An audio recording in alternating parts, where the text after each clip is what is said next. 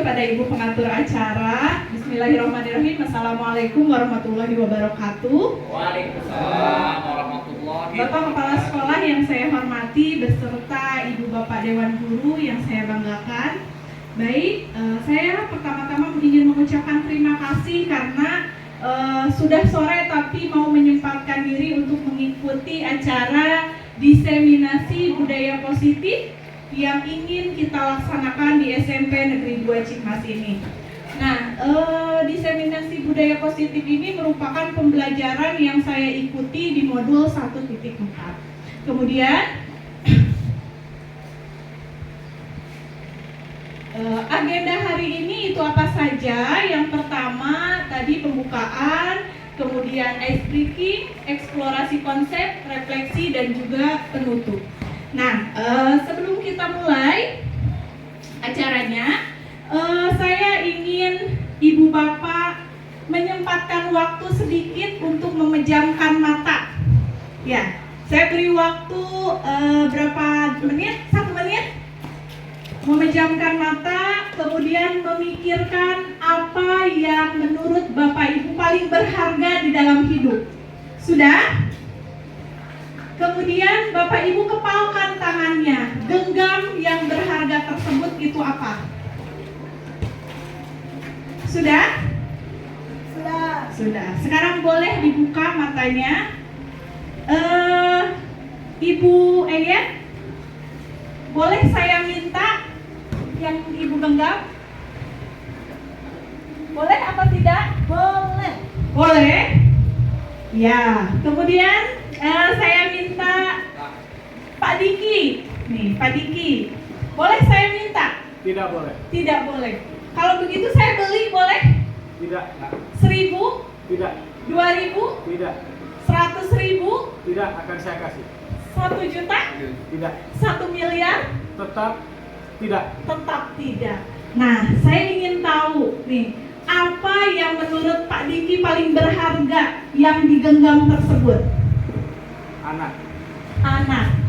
Kenapa bisa saya ingin tahu yang lain mungkin alasannya? Terima kasih karena telah memberikan waktunya kepada saya untuk menjelaskan kenapa saya tidak akan memberikan apa yang saya genggam dan saya pikirkan tadi. Yang pertama, jawabannya yang tidak akan saya kasihkan dengan tawaran atau bujukan dari berita barusan, saya menjawab anak.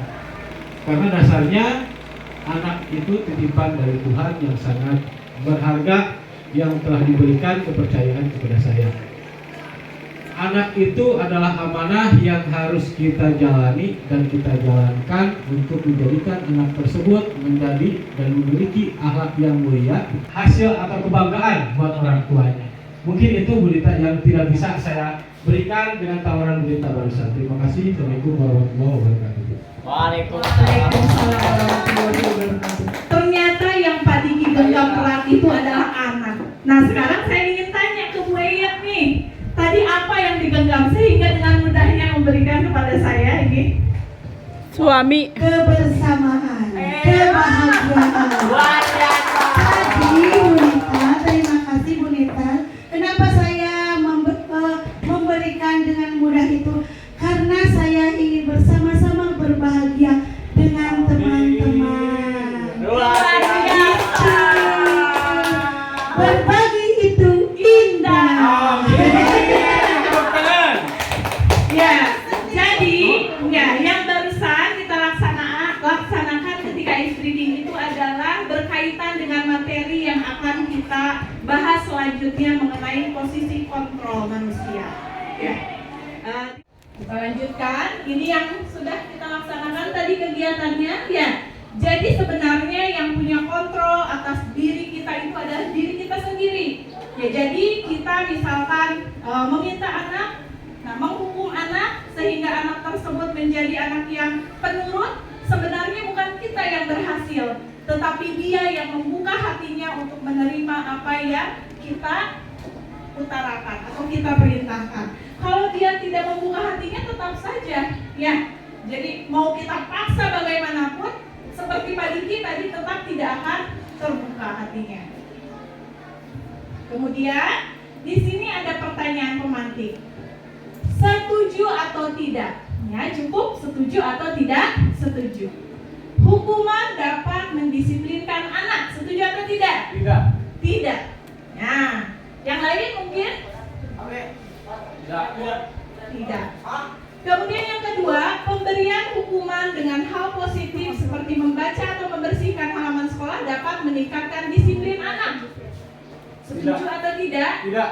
Tidak. Tidak. Tidak. Ya, jadi rata-rata menjawab tidak. Kemudian memberi penghargaan dapat meningkatkan motivasi belajar anak. Ngasih permen? Ya. Ngasih uang 2.000? Itu bisa nggak meningkatkan motivasi belajar anak? Bisa. Bisa? Ya, bisa. Ada yang menjawab yang lain? Tidak. Tidak. Tidak setuju. Ada yang menjawab setuju. Nah, kita cari jawabannya di pembahasan selanjutnya. Nah, untuk materi yang pertama yaitu disiplin positif dan nilai-nilai kebajikan universal. Di sini pengertian disiplin bisa Bapak Ibu baca ya. Nah, pengertiannya kita lanjut saja ke bagian yang ini. Nah, apakah makna disiplin? Karena sekarang ini disiplin mengalami miskonsepsi, artinya keluar artinya, jauh jalur dari artinya. Bisa dilihat yang bergaris atau yang berwarna merah di sini lebih menekankan pada belajar. Nah, pada belajar pengertiannya. Sedangkan yang terjadi di kita itu apa? Lebih kepada hukuman, menciptakan ketidaknyamanan. Ya, bukan menghargai atau pencapaian suatu tujuan mulia. Ya, kita biasanya di sekolah, anak-anak kalian harus disiplin. Biasanya seperti itu ya. Ya, ternyata disiplin itu kalau menurut artinya itu lebih ke pembelajaran. Seperti itu. Nah, kemudian budaya positif itu berkaitan dengan nilai-nilai kebajikan universal. Apa saja? Kita kenal dengan 5 profil pelajar Pancasila. Yang pertama yaitu beriman dan bertakwa kepada Tuhan yang Maha Esa. Kemudian mandiri. Ada lagi apa? Ya, bernalar kritis. Kemudian berkebinekaan global dan kreatif. Nah, jadi nilai-nilai kebajikan universal ini sangat berhubungan dengan profil pelajar Pancasila.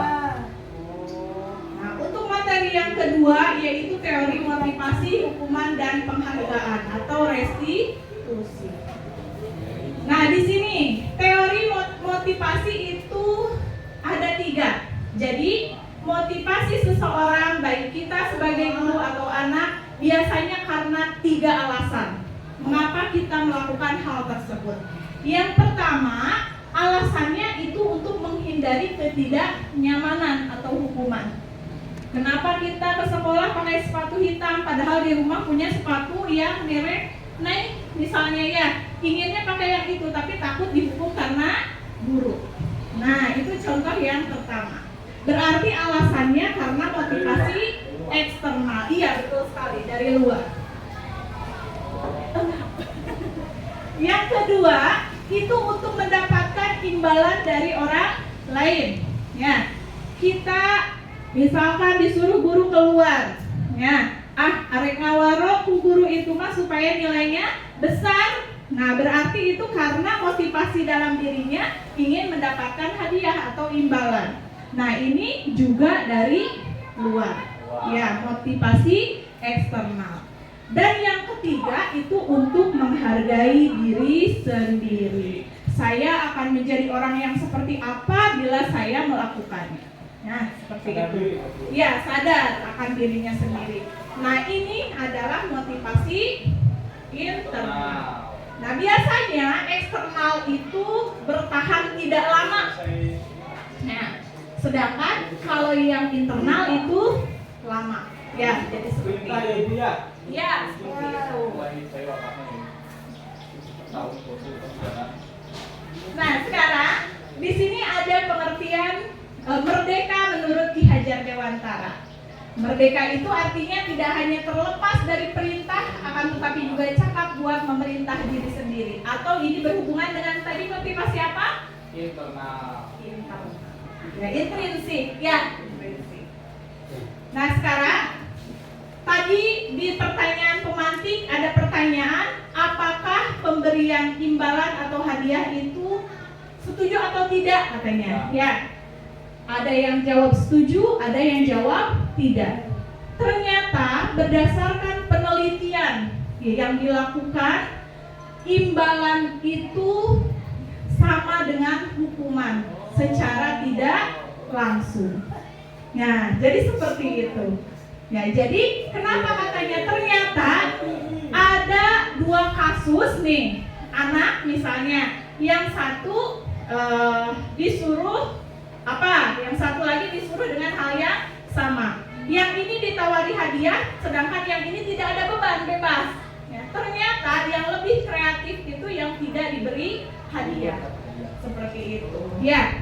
Nah, di sini pengaruh jangka pendek dan jangka panjangnya, kemudian penghargaan menghukum, penghargaan tidak efektif, dan penghargaan merusak hubungan. Ini berdasarkan penelitian oleh Alficon di tahun 1993. Nah, kemudian hasil penelitiannya bagaimana? Nah, di sini ternyata hasil penelitiannya itu bahwa penghargaan itu bisa menurunkan kualitas anak. Ya. Yang kedua, penghargaan itu bisa mematikan dan mengurangi motivasi intrinsik. Jadi terbiasa karena imbalan yang didapatkannya dari orang lain. Paham. Ya, paham. Alhamdulillah. Ya, kita lanjutkan. Lalu bagaimana kalau hadiah tidak boleh, hukuman tidak boleh? Yang seperti apa yang dianjurkan? Di sini ada yang namanya bentuk program kebajikan atau dia disebut dengan apresiasi. Dalam memberikan apresiasi itu bisa seperti apa saja. Nah, yang pertama dengan cara apa di sini?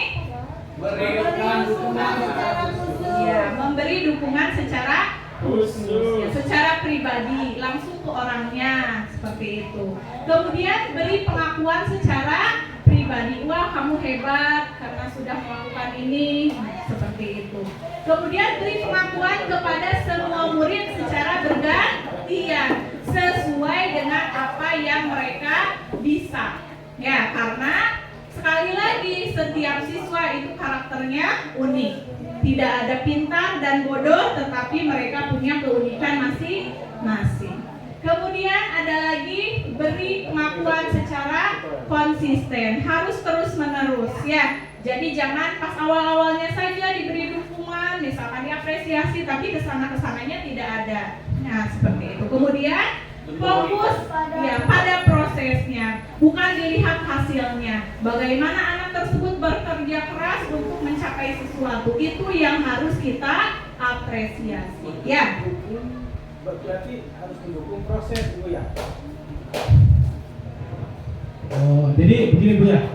Dari hasil yang barusan, kita tidak harus menilai dari hasilnya, tapi sebagian besar kita harus fokus terhadap proses untuk menghasilkan sesuatunya, begitu Bu ya. Terima kasih Bu. Ya, betul sekali Pak Diki, seperti itu. Jadi kita harus fokus pada prosesnya. Seperti yang kita laksanakan setiap hari Kamis, ya, dalam proyek P5. Nah, kita melaksanakan apa saja? Nah, di sana misalkan kearifan lokal, ya, ataupun gaya hidup berkelanjutan. Kita membuat pupuk kompos. Nah, di dalam pembuatannya, mau kompos itu nantinya jadi kompos ataupun jadi bubur sampah, ya istilahnya, ataupun nanti kering tidak jadi apa-apa, itu tidak masalah. Karena yang dinilai dalam P5 itu adalah proses anak dalam pembuatan kompos, ya, bukan hasilnya. Seperti itu, ya. Nah, dilanjutkan.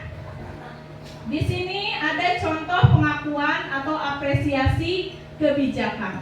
Misalkan pembuka, kemarin saya perhatikan, nah rasa empatimu besar sekali. Nah kita bicara ke anak. Pada saat menolong murid baru di kelas kita. Nah ini adalah contoh-contoh apresiasi yang kita bisa berikan sebagai guru kepada murid. Nah ada lagi. Saya menghargai kepedulianmu pada saat kamu membantu teman-temanmu di tugas kelompok. Nah seperti itu. Ini adalah bentuk apresiasi yang bisa mendorong motivasi intrinsik pada murid. Nah, kemudian nih di sini ada tindakan guru, ada hukuman atau konsekuensi. Menurut Bapak Ibu, nah, untuk yang pertama ini mencatat 100 kali ini hukuman atau konsekuensi? Hukuman. Kalau yang kedua, lari mengelilingi lapangan ini hukuman. Murid diminta untuk push up 15 kali. Hukuman. Ya. Kemudian menggantikan kertas tugas teman yang telah dicoret-coret. Konsekuensi. Membersihkan tumpahan di meja tulis karena tersenggol pada saat belajar. Murid disuruh untuk mengenakan sepatu, tidak mengenakan sepatu. Ya, hukuman. Kemudian lari mengelilingi lapangan basket. Sudah yakin dengan jawabannya? Yakin. Nah, coba kita lihat. Yakin 1000%. Nah, Luar ada yang biasa. Untuk diri sendiri. Ya, jadi yang tadi ini hukuman, kemudian yang kedua hukuman, ketiga hukuman, keempat kelima itu konsekuensi, 6 hukuman dan yang terakhir konsekuensi. Jadi konsekuensi itu adalah bertanggung jawab atas apa yang telah dia lakukan. Ya. Dilanjutkan, perbedaan hukuman dan konsekuensi. Nah, kalau hukuman itu sesuatu yang menyakitkan atau harus terjadi, kemudian kalau konsekuensi itu bedanya adalah sesuatu yang harus terjadi. Nah, bisa dibaca ya di sini perbedaannya antara hukuman dan konsekuensi. Nah, sekarang kita mulai ke pembahasan yang baru yaitu restitusi. Bapak Ibu pernah mendengar apa itu restitusi? Pernah? Larusan. Coba bisa dibacakan, Pak Diki. Baik, saya akan membacakan apa yang dimaksud dengan restitusi. Restitusi adalah proses menciptakan kondisi bagi murid untuk memperbaiki kesalahan mereka sehingga mereka bisa kembali pada kelompok mereka dengan karakter yang lebih kuat. Restitusi juga merupakan proses kolaboratif yang mengajarkan murid untuk mencari solusi untuk masalah mereka dan membantu murid berpikir tentang orang seperti apa yang mereka ingin menjadi atau tujuan mulia dan bagaimana mereka harus memperlakukan orang lain. Itu menurut Gosen pada tahun 2004. Terima kasih. Ya, betul sekali. Jadi restitusi itu berfokus pada penyelesaian masalah yang sudah siswa-siswi atau murid lakukan. Jadi bagaimana dia mempertanggungjawabkan kesalahannya sehingga bisa diperbaiki. Selanjutnya 9 ciri-ciri restitusi. Yang pertama itu bukan untuk menebus kesalahan namun untuk belajar dari kesalahan. Kemudian memperbaiki hubungan. Jika misalkan dia membuat kesalahan dengan temannya berarti harus memperbaiki hubungan pertemanannya. Kemudian tawaran bukan paksaan. Nah, dan yang lainnya di sini banyak bisa dibaca ya Bapak Ibu. Selanjutnya materi ketiga yaitu tentang keyakinan kelas. Nah, Bapak Ibu sudah pernah membuat belum di kelasnya keyakinan kelas? Belum. Yang dibuat itu apa biasanya kalau di kelas kita? Keyakinan kelas. Ya, peraturan kelas. Misalnya apa? Peraturan kelasnya? Jangan makan. Ya, jangan buang sampah sembarangan. Apalagi? Jangan berisi. Jangan berisi. Jangan terlambat masuk kelas.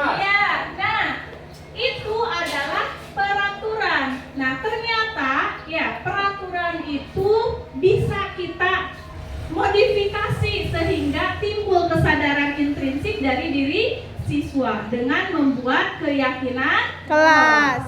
Nah, sama saja intinya tetapi dengan menggunakan bahasa yang positif. Seperti tadi nih, jangan membuang sampah sembarangan. Bisa diganti dengan bahasa yang positif apa? Buanglah sampah pada tempatnya. Ya, bisa membuang sampah pada tempatnya. Kemudian, kalau jangan berisik bisa diganti dengan apa? Diharap selama Harap tenang. dikecilkan suaranya. Selama pembelajaran harap tenang. Apalagi misalkan kalau buku berantakan, jangan memberantakan buku, itu bisa diganti dengan apa? Bereskan buku pada tempatnya. Iya, menempatkan Buanglah buku pada Nah, jadi intinya dari peraturan menjadi keyakinan kelas itu tinggal diganti bahasanya menjadi bahasa yang positif. Ya, misalkan jangan terlambat, maka bisa diganti dengan datanglah tepat Tepat waktu. seperti itu. Nah, di sini katanya peraturan kelas itu jika dirubah menjadi keyakinan kelas, maka akan tercipta lingkungan yang positif. Jika tercipta lingkungan positif, maka akan timbul budaya yang positif. Nah, kemudian di sini ada juga nih, ya contoh kesepakatan kelas yang sudah dibuat. Di sana ada kesepakatan kelas, datang tepat waktu, mengucapkan salam, menjaga kebersihan sekolah. Jadi di sini tidak ada kata jangan, tidak ada kata perintah dan sebagainya. Jadi ini adalah hal yang sudah disepakati bersama antara guru dengan murid, sehingga dalam pelaksanaannya tidak ada paksaan. Ya, harus timbul dari diri sendiri. Dan jangan lupa nih untuk memotivasi siswa, ya dicap dan ditanda tangan oleh seluruh anggota kelas. Ya. Nah, di sini kegiatan pendalaman keyakinan kelas ada tabel T dan tabel Y. Jadi ini fungsinya nanti ketika kita di kelas, ya membuat keyakinan kelas itu murid bisa diajak untuk lebih memperdalam lagi mana yang keyakinan kelas, mana yang bukan keyakinan kelas. Bisa dengan menggunakan tabel T dan tabel Y ini. Ya. Kemudian di sini nih ada peraturan dan ada lebih diperingkas lagi dengan yang universalnya. Misalnya selalu kembalikan buku ke tempatnya, dilarang mengganggu orang lain. Nah, ini kalau universalnya atau secara umumnya seperti apa? Nah, bisa dilihat di sini. Kalau selalu kembalikan buku ke tempatnya itu merupakan bentuk dari apa? Tanggung jawab. Kemudian dilarang mengganggu orang lain itu menghormati orang lain. ya, menghormati orang lain. Jadi dari beberapa yang kita kumpulkan dari anak itu, kita kumpulkan mana yang tergolong ke dalam tanggung jawab, mana yang termasuk ke dalam menghormati orang lain. Jadi bisa kalau kita istilahnya disimpulkan, diringkas. Ya, dari banyaknya keyakinan kelas itu kita ringkas jadi seperti ini. Materi keempat yaitu kebutuhan dasar manusia dan dunia berkualitas. Di sini ada 5 kebutuhan dasar manusia. Yang pertama dan yang paling utama itu adalah kebutuhan untuk bertahan hidup. Makan, minum, itu adalah kebutuhan dasar manusia yang paling inti. Ya. Kemudian juga kasih sayang dan rasa diterima. Ada lagi penguasaan, kesenangan dan kebebasan. Nah, anak atau murid di kelas kita bisa membuat masalah karena merasa kurangnya dari kebutuhan dasar ini. Saya contohkan nih di sini. Misalkan ketika di kelas, ya, anak selalu menindas temannya. Nah, ingin memimpin di kelasnya, berarti dia butuh kebutuhan dasarnya yang mana nih yang tidak ada? Apa? kebebasan, ataukah penguasaan, ataukah apa di sini bertahan hidup? Apa? Ingin berkuasa. Ya, salah satunya dia ingin berpuasa. Kalau misalkan kita sedang mengajar nih di kelas, ada siswa yang dari pagi sampai siang kerjaannya tidur terus. Nah, itu berarti dia kurang apa? Kasih sayang. Kasih sayang atau apa? Butuh tidur. Ya, butuh tidur itu kebutuhan utama bukan? Ya, kelangsungan hidup. Berarti dia membutuhkan kebutuhan dasarnya itu yang bertahan hidup. Nah, jadi siswa-siswi kita atau murid kita membuat masalah di kelas ini mungkin ada salah satu dari kebutuhan dasarnya yang belum terpenuhi. Ya, jadi bisa kita gali di sana nih. Nah, sini nih kurang gini nih, berarti harus dikasih apa seperti itu. Ya. Nah, kemudian materi kelima itu tentang posisi kontrol manusia. 5 posisi kontrol kita sebagai guru nih di sekolah. Yang pertama itu sebagai penghukum. Contohnya bagaimana? Kamu datang terlambat, silakan push up. Nah, itu adalah contoh penghukum. Jadi biasanya bahasanya lantang dan keras, ya, menimbulkan rasa sakit hati, tapi biasanya hanya sebentar dan siswa bisa melawan. Itu biasanya penghukum. Kemudian yang kedua itu adalah pembuat orang merasa bersalah. Kamu jangan begitu dong, nanti ibu dimarahi kepala sekolah. Nah, seperti itu. Itu adalah contoh pembuat rasa bersalah.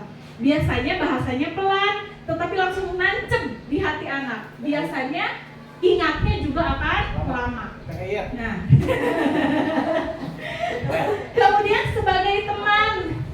Ya, sebagai teman bagaimana?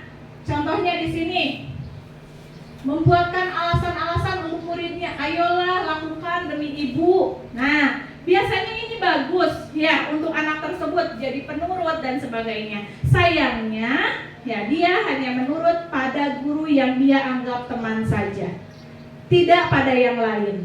Nah, misalkan kalau misalkan posisi kontrol di sini Pak Yuki sebagai teman. Anak tersebut ketika upacara disuruh oleh Pak Yuki, ayo berbaris, langsung siap berbaris.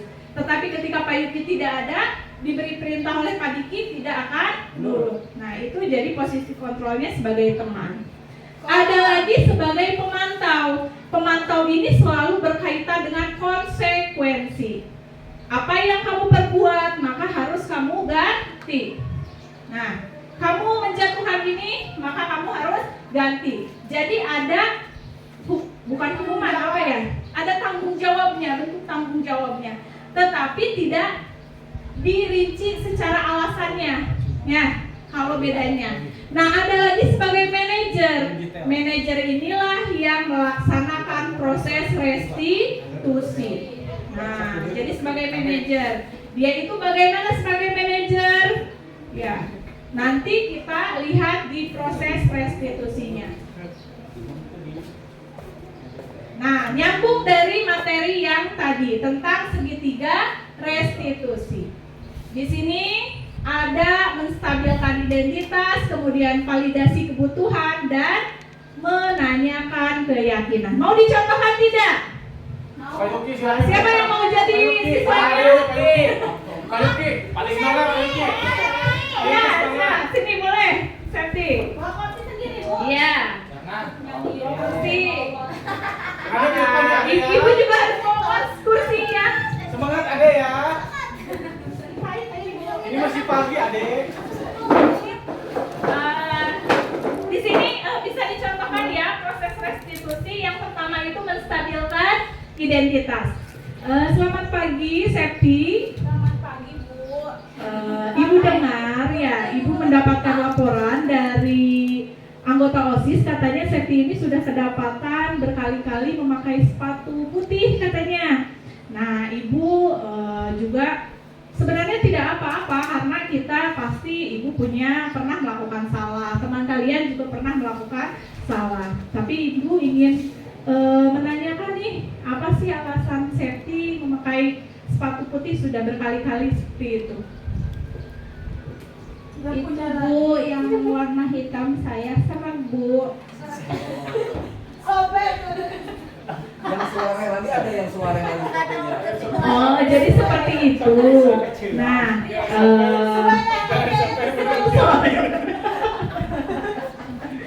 tadi ya menstabilkan identitas itu apa istilahnya, meyakinkan kepada anak untuk merasa nyaman dulu berbicara dengan kita. Kemudian kita juga menganggap kesalahannya itu memang wajar. Ya, setiap orang juga pernah melakukan kesalahan. Kemudian di proses yang kedua ini ada validasi kebutuhan. Validasi kebutuhan ya? Ya.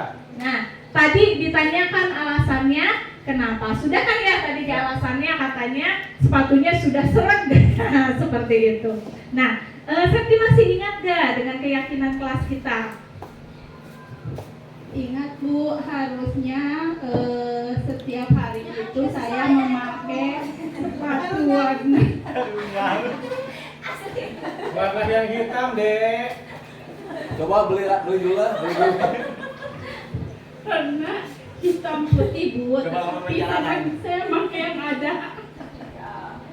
Beli dong. Oh, jadi alasannya seperti itu. Ibu bisa paham ya. Tapi Septi bisa nggak mencari solusinya bagaimana nih supaya nanti bisa tetap menjalankan keyakinan kelas yang kita buat. Mungkin ada solusi nih dari Septi yang bisa dipikirkan dari sekarang. Beliin sama ibu. Beliin sama Apa ibu. ya? Ide. Nganyuk. Nganyuk ke Sophie.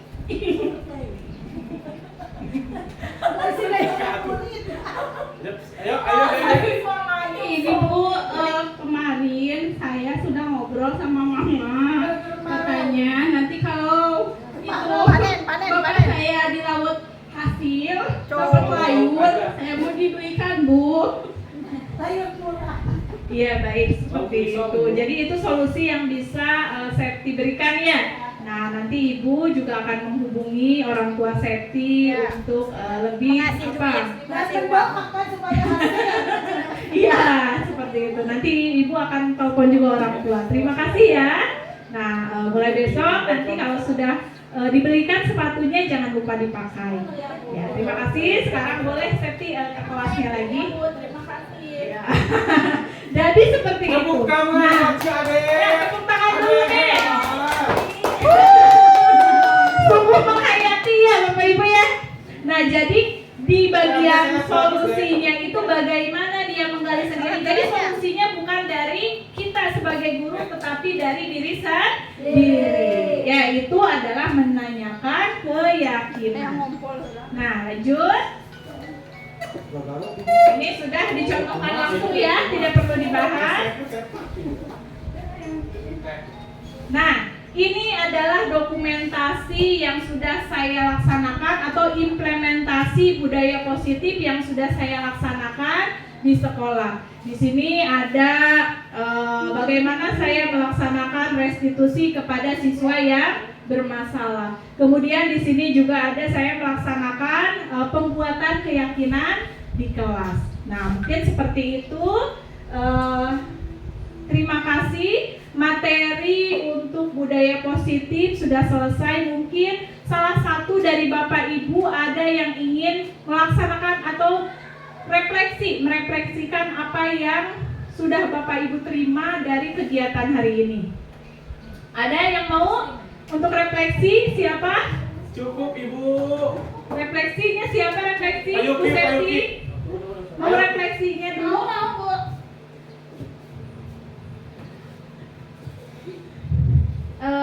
Refleksi dari saya hari ini mungkin perasaan saya menjadi sangat bahagia sekali. Amin. Jadi saya sekarang mulai tergambarkan ya bagaimana menjadi guru ketika menanyakan alasan kepada anak itu tidak harus marah-marah, tidak harus menghukum, tidak harus dengan cara mungkin memberi rasa bersalah kepada anak, tetapi saya bisa lebih bijaksana lagi. Terima kasih, saya jadi sama-sama belajar ya Bu, ikut merasakan vibe positif, ikut merasakan menjadi guru penggerak juga Terima kasih.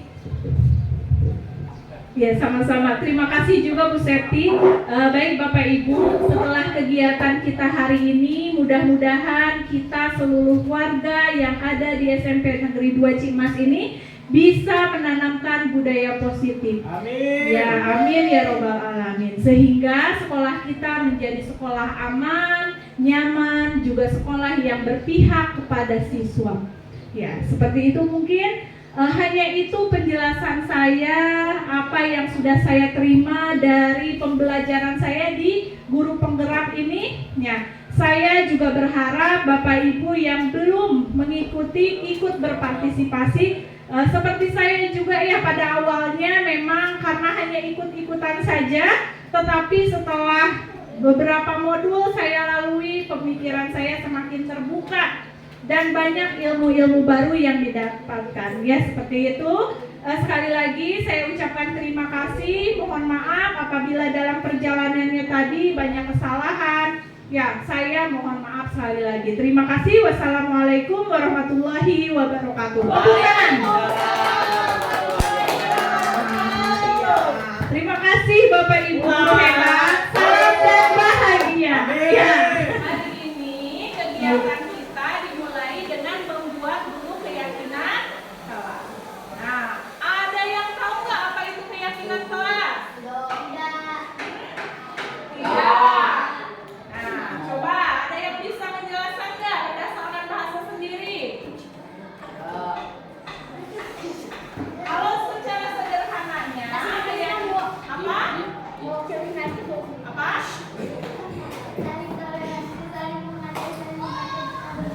Nah, betul sekali. Itu adalah contoh-contoh dari keyakinan kelas. Nah, secara sederhananya keyakinan kelas itu kesepakatan antara ibu di sini sebagai guru dengan kalian. Nah, yang harus disepakati dan juga harus dilaksanakan dengan penuh tanggung jawab. Nah, tapi sebelum ke keyakinan kelas, kita ingat-ingat dulu. Ya, di kita itu punya yang namanya peraturan. Nah, peraturan apa saja coba yang ada di sekolah atau di kelas? Jangan merokok. Apalagi? Jangan bolos. Apalagi? Jangan tawuran. Betul. Apalagi? Jangan minum obat-obatan. Nah, ditambah terlarang. Karena kalau minum obat batuk boleh? Boleh. Apalagi? Ya, rambut jangan gondrong. Apalagi? Buanglah sampah pada ada lagi nggak yang lain? Jangan merusak bangku. Betul. Apalagi? Jangan coret-coret bangku. Nah, tadi ada yang namanya peraturan. Ada yang namanya keyakinan kelas. Tadi jangan gondrong, jangan bolos, kemudian jangan merusak bangku, jangan mencontek. Misalnya itu adalah bentuk-bentuk dari peraturan. Misalkan, ibu contohkan satu saja di sini. Tadi apa? Satu saja apa? Jangan apa? Jangan merokok. Kalau jangan merokok mah itu lebih ke untuk seumuran kalian itu ya.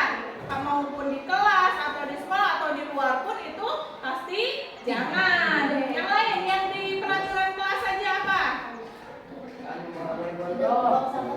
Ya, jangan membuang sampah sembarangan. Ibu contohkan saja satu. Jangan membuang sampah sembarangan. Ini contoh satu peraturan.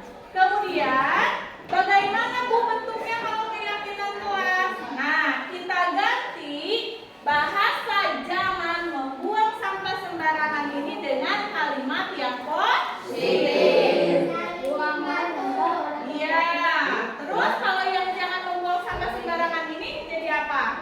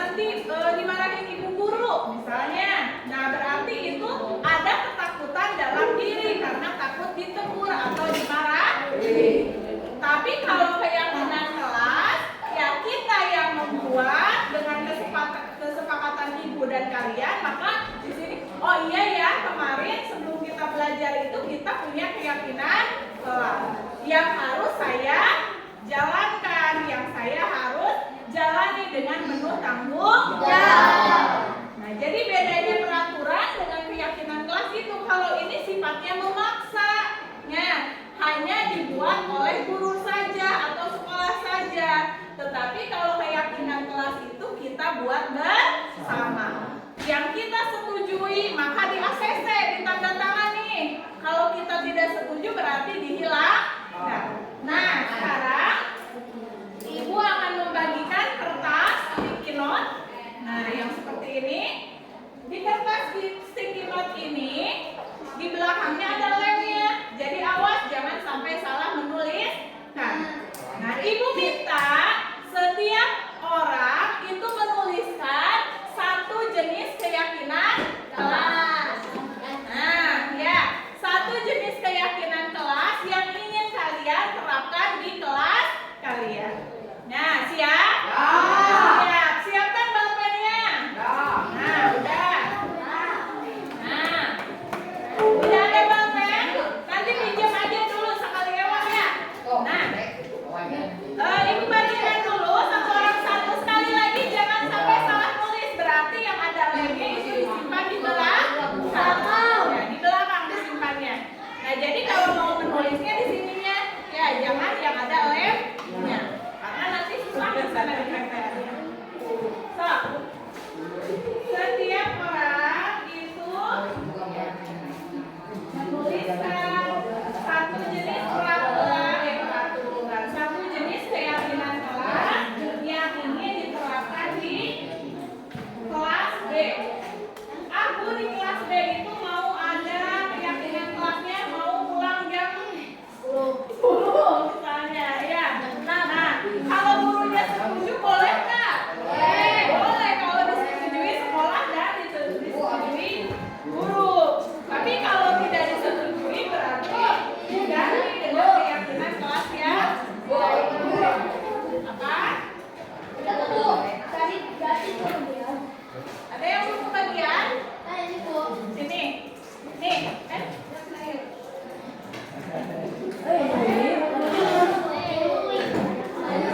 sekali lagi, buat satu buah keyakinan kelas yang ingin kalian terapkan di kelas kalian. Jangan pakai kata negatif, ya, harus positif.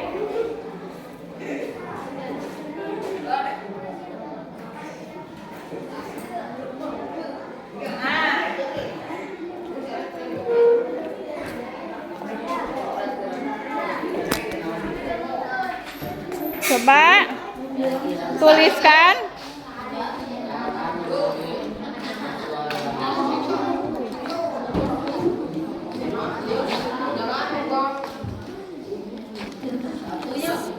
Ya, 1 atau 3 juga boleh ya, atau berapapun boleh, nanti bisa diambil.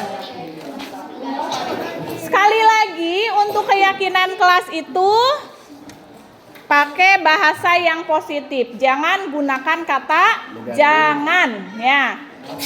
Misalkan yang itu tuh, yang asalnya jangan membuang sampah sembarangan, keyakinan kelasnya itu diganti menjadi membuang sampah pada tempatnya.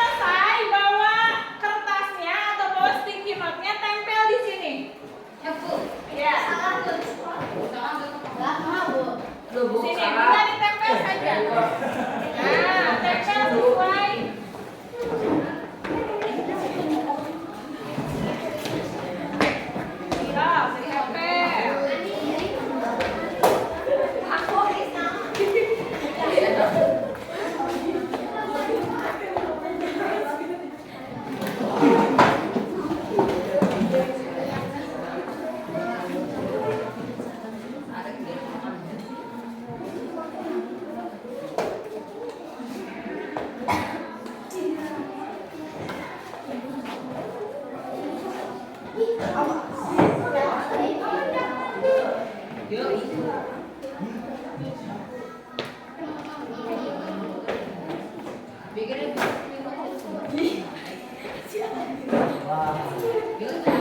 kenapa dia nih?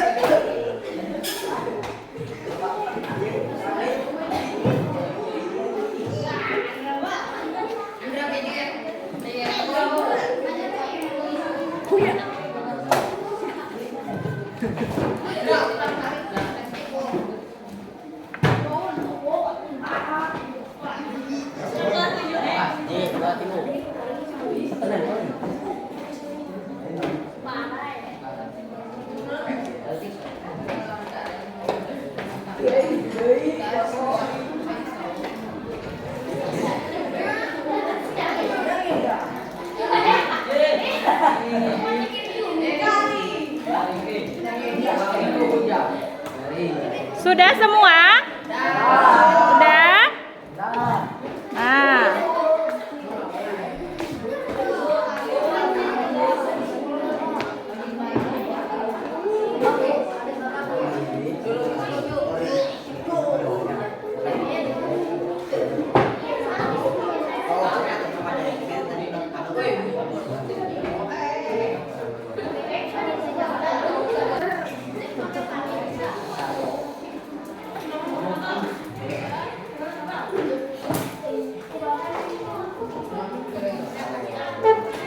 Semuanya di sini sudah menuliskan keyakinan kelas. Nah, kita lihat nih, apakah keyakinan kelas yang sudah kalian tulis itu sudah sesuai atau belum? Apakah pakai bahasa yang positif atau negatif? Nah, ada yang mau bantu ibu nggak membacakan? Nah, ke depan. Nih, siapa yang mau dibacakan saja yang ada di sini? Nah, sini. Ayo sini. Ya, tinggal membaca sini. Keluar. Nah, ini saling apa ini? Ya, saling menghargai sesama teman. Ini sudah positif belum? Sudah. Berarti kita simpan di sini ya. Sudah. Kemudian yang ini apa? Saling bertanggung jawab, saling menghargai, saling menolong. Kemudian yang ini apa?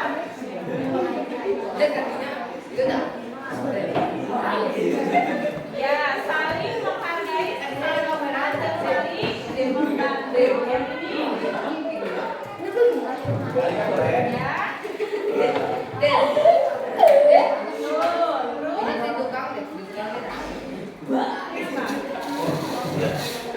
Membuang sampah pada tempatnya.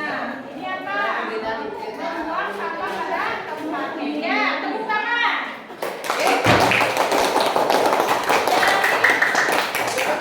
Dari satu baris yang ada di sini, ini semuanya sudah bagus, sudah menunjukkan keyakinan kelas. Nah, ibu minta yang lain, perempuannya terima kasih ya. Nah, ke sini. Basis.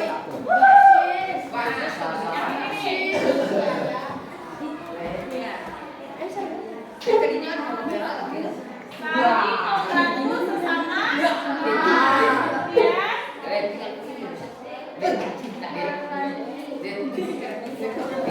Ya, katanya saya ingin semua siswa di kelas IUB menuruti aturan. Nah, kemudian yang ini sudah keyakinan kelas belum?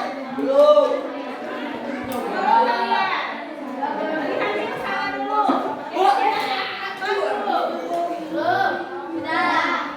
Ya, ini bisa kita buat mentaati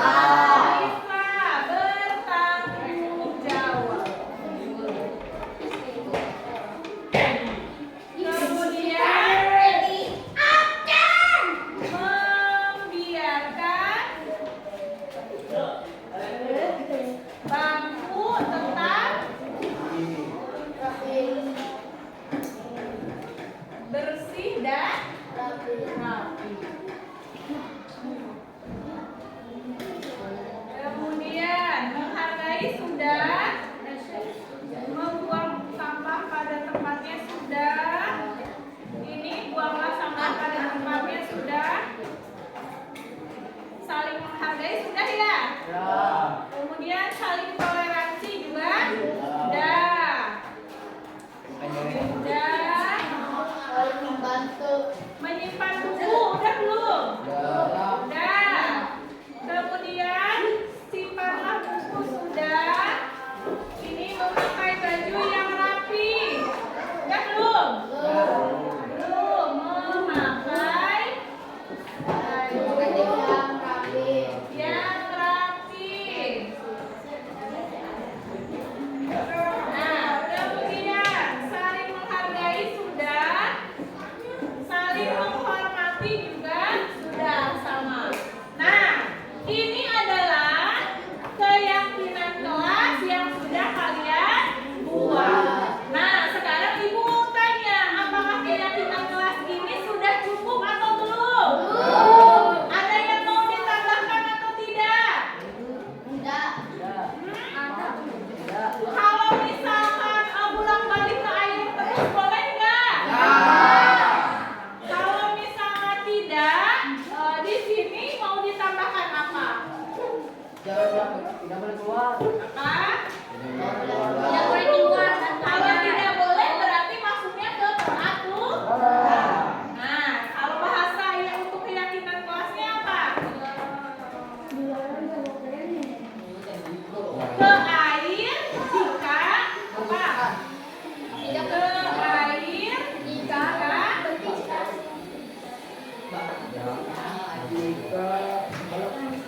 jika membutuhkan saja, jika penting atau membutuhkan saja. Kalau tidak butuh ke air berarti tidak usah. Tidak usah. Ya.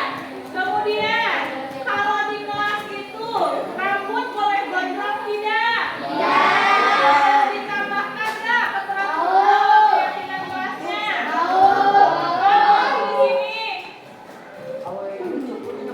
memotong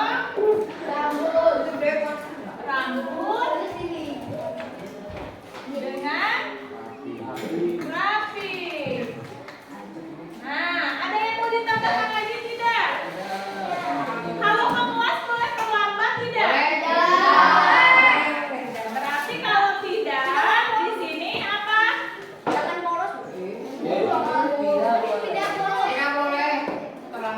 Tidak boleh terlambat. Itu maksudnya ke teratur. Berarti kalau keyakinan kelasnya apa? Nah, betul sekali. Berarti datang tepat waktu. Nah, sudah cukup? Nah, ini adalah keyakinan kelas yang kita sepakati bersama. Nah, karena disepakati bersama berarti harus dilaksanakan atau tidak? Harus, semuanya bertanggung jawab. Jadi nanti ketika datang ke sekolah, misalkan kalian ada yang tidak sesuai dengan keyakinan kelas, bukan takut karena ibu, bukan takut karena ditegur kesiswaan, tapi karena kesadaran diri sendiri. Oh iya, saya sudah melanggar keyakinan kelas yang saya buat. Berarti kalian apa? Tidak bertanggung jawab. Nah, sekarang ibu tanya lagi sekali lagi, sepakat? Sepakat. Nah, mulai besok kita laksanakan keyakinan kelas yang sudah kita buat. Siap? Sekali lagi ibu tanya, siap? Assalamualaikum warahmatullahi wabarakatuh. Perkenalkan, nama saya Pak Ardiansa. Saya senang sekali membuat keyakinan kelas bersama ibu guru saya. Semoga saya dan teman-teman saya semakin disiplin. Terima kasih. Assalamualaikum warahmatullahi wabarakatuh. Assalamualaikum warahmatullahi wabarakatuh. Perkenalkan, nama saya Fitri Aulia. Saya senang sekali membuat keyakinan kelas.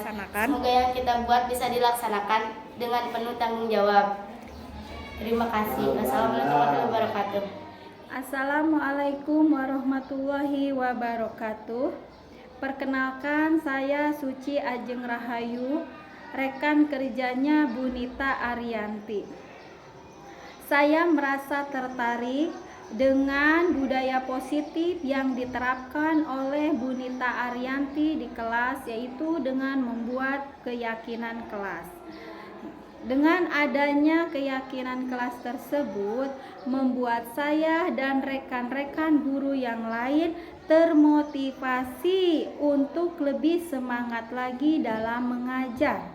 Karena keyakinan kelas tersebut sesuai dengan karakter siswa.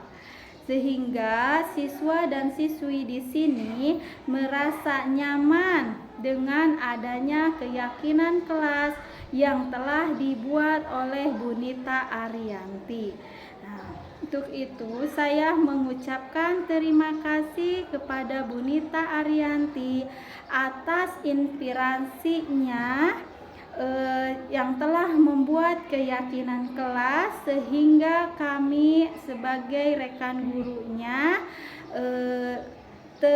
merasa terinspirasi dan tertarik untuk mengikuti jejak positif yang telah dibuat oleh Bu Nita Ariyanti yang sesuai dengan karakter siswa dan siswi di sekolah ini. Terima kasih. Assalamualaikum warahmatullahi wabarakatuh.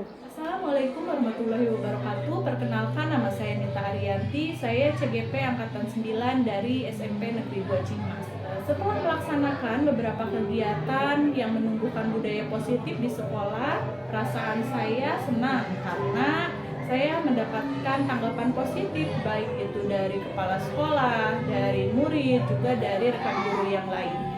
Harapan kedepannya setelah dilaksanakan desiminasi, nantinya rekan-rekan guru yang lain akan bersama-sama melaksanakan hal yang sama juga, yaitu menumbuhkan budaya positif di sekolah kami, sehingga nanti bisa tercipta suasana sekolah yang aman, nyaman, juga berpihak kepada murid. Terima kasih. Wassalamualaikum warahmatullahi wabarakatuh.